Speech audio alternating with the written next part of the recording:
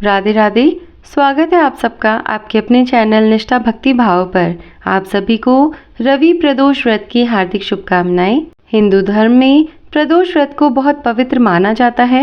यह व्रत भगवान शंकर की पूजा के लिए समर्पित होता है। हर महीने जिस प्रकार से 2 एकादशी आती है, उसी प्रकार से 2 प्रदोष व्रत भी आते हैं।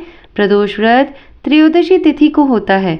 कई बार ये त्रयोदशी तिथि द्वादशी के साथ में आती है, तो कई बार चतुर्दशी के साथ में आती है। इस बार का प्रदोष व्रत कौन सी तिथि को रखा जाएगा, क्या उसका शुभ मुहूर्त रहेगा और व्रत की कथा क्या रहेगी, साथ ही जानेंगे महत्व। इस पूरे वीडियो के माध्यम से मैं आपको ये सभी जानकारियाँ प्रदान करूँगी। उससे पहले यदि आप हमारे चैनल पर नए हैं तो चैनल को सब्सक्राइब करिएगा और आज का वीडियो अगर आपको अच्छा लगे तो वीडियो को लाइक और शेयर भी करिएगा। तो चलिए आज का वीडियो शुरू करते हैं। तो जैसा मैंने आपको बताया कि ज्योतिष शास्त्र में या फिर हिंदू धर्म की अगर माने तो इस बार का जो प्रदोष व्रत है वो काफ़ी महत्वपूर्ण माना जा रहा है, क्योंकि इस दौरान एक नहीं कई अद्भुत संयोग का निर्माण हो रहा है, जिस वजह से इस प्रदोष व्रत का महत्व बहुत ही ज़्यादा बढ़ जाएगा। साथ ही सभी प्रकार के कष्टों से छुटकारा मिलेगा। कहा जाए तो यह व्रत इस बार आपकी हर मनोकामनाओं को पूरी करने वाला होगा। तो सबसे पहले तो चलिए जानते हैं कि इस रवि प्रदोष पर कौन से अद्भुत संयोग बन रहे हैं। तो इस बार रवि प्रदोष पर ऐसा संयोग बनने जा रहा है जो बहुत कम देखने को मिलता है। यही वजह है कि इसका महत्व और भी बढ़ गया है। इस बार चैत्र माह के शुक्ल पक्ष की त्रयोदशी तिथि, उत्तर फाल्गुनी नक्षत्र, व्याघात योग, कौलवकरण, पश्चिम का दिशाशूल और दिन रविवार है। इस दिन अमृत सिद्धि योग, रवि योग और सर्वार्थ सिद्धि योग बन रहे हैं। प्रदोष के दिन शिववास भी है। सर्वार्थ सिद्धि योग में आप यदि कोई भी कार्य करते हैं तो वह सफल सिद्ध होता है और उसका फल प्राप्त होता है। रवि प्रदोष व्रत की पूजा शाम को सूर्यास्त के बाद से शुरू होगी। प्रदोष व्रत रखकर शिव जी की पूजा करने से सभी संकट मिट जाते हैं और मनोकामनाओं की पूर्ति होती है। जो लोग रवि प्रदोष व्रत रखेंगे वे सुबह में सूर्य देव को जल अर्पित करके प्रदोष व्रत और शिव पूजा का संकल्प कर लें। फिर शुभ मुहूर्त में शाम के समय भगवान शिव की विधि विधान से आपको पूजा करनी है। भगवान शिव की पूजा बेलपत्र, भांग, धतूरा, गंगा जल, अक्षत, शहद, गाय का दूध, फल, फूल, शक्कर आदि से करें। फिर शिव चालीसा के पाठ करें और साथ ही में सुनिए प्रदोष व्रत की कथा।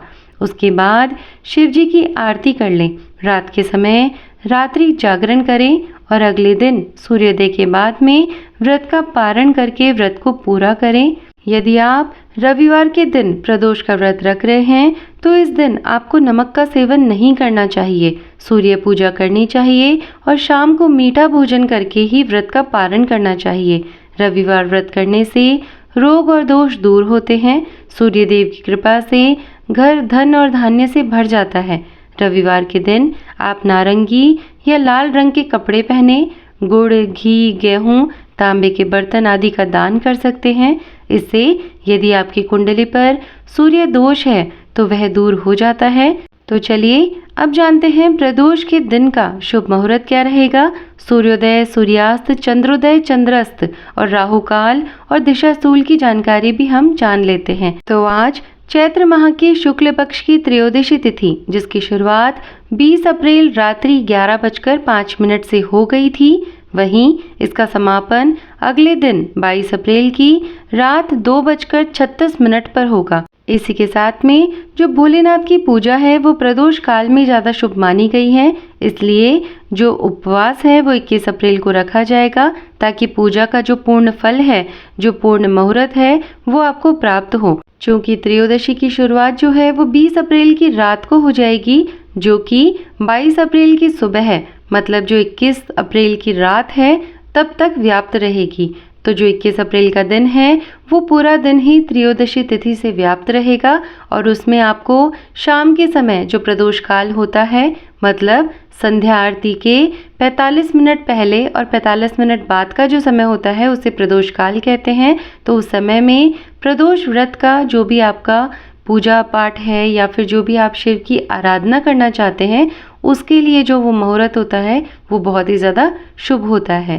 तो इसलिए हमारा जो प्रदोष का व्रत रहेगा वो 21 अप्रैल को रहेगा। इसी के साथ ही आज का जो सूर्योदय है वह 5:49 पर हुआ है और सूर्यास्त 6:51 पर होगा।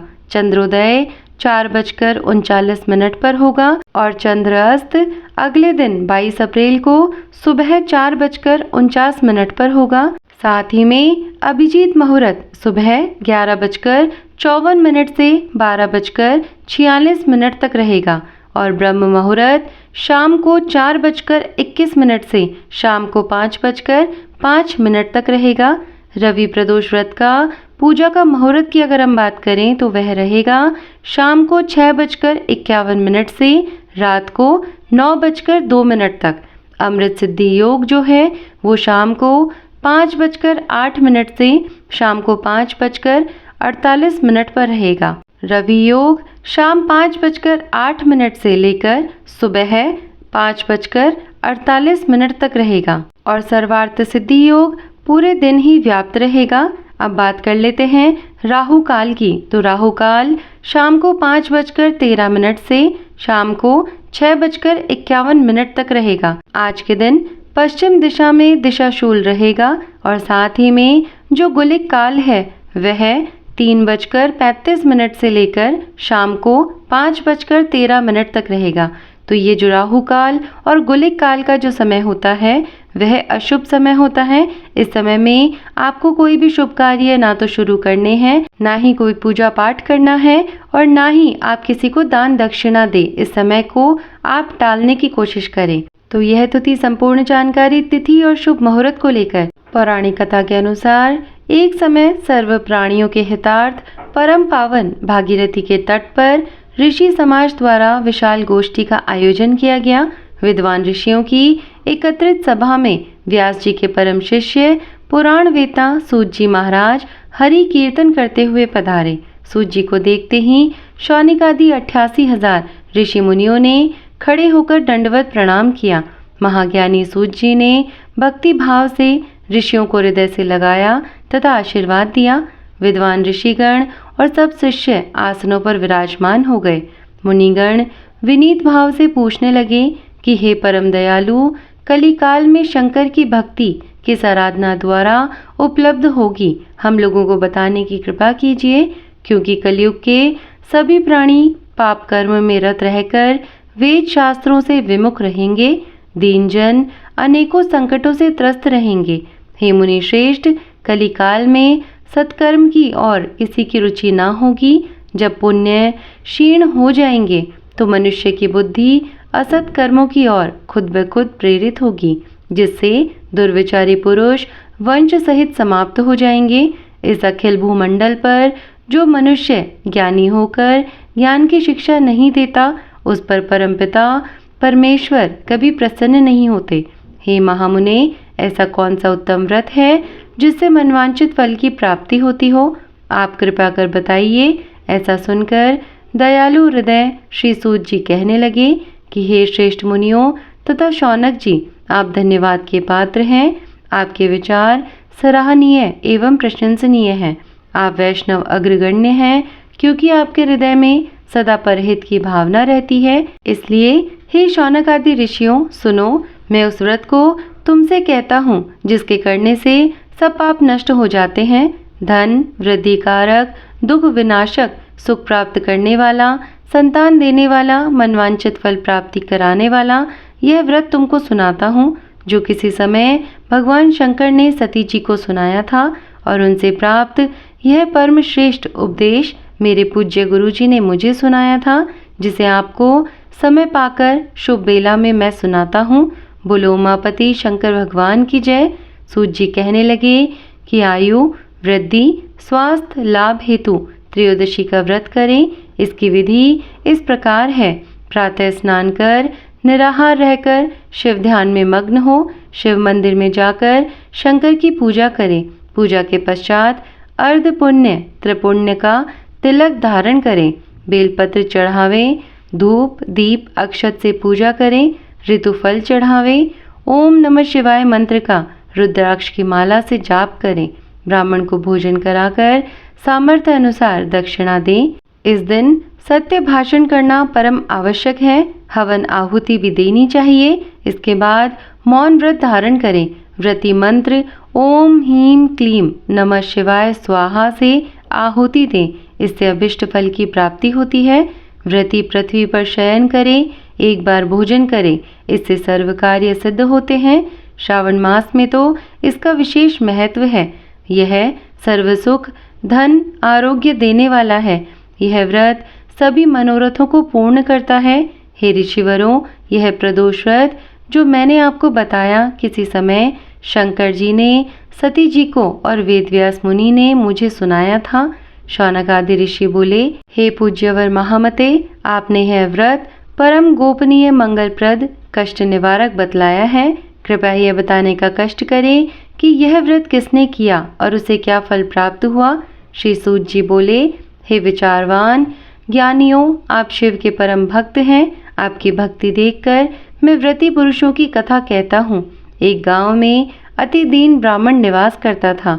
उसकी साध्वी स्त्री प्रदोष व्रत किया करती थी। उसे एक ही पुत्र रत्न था। एक समय की बात है, वह पुत्र गंगा स्नान करने के लिए गया। दुर्भाग्यवश मार्ग में चोरों ने उसे घेर लिया और वे कहने लगे कि हम तुम्हें मारेंगे नहीं, तुम अपने पिता के गुप्त धन के बारे में हमें बतला दो।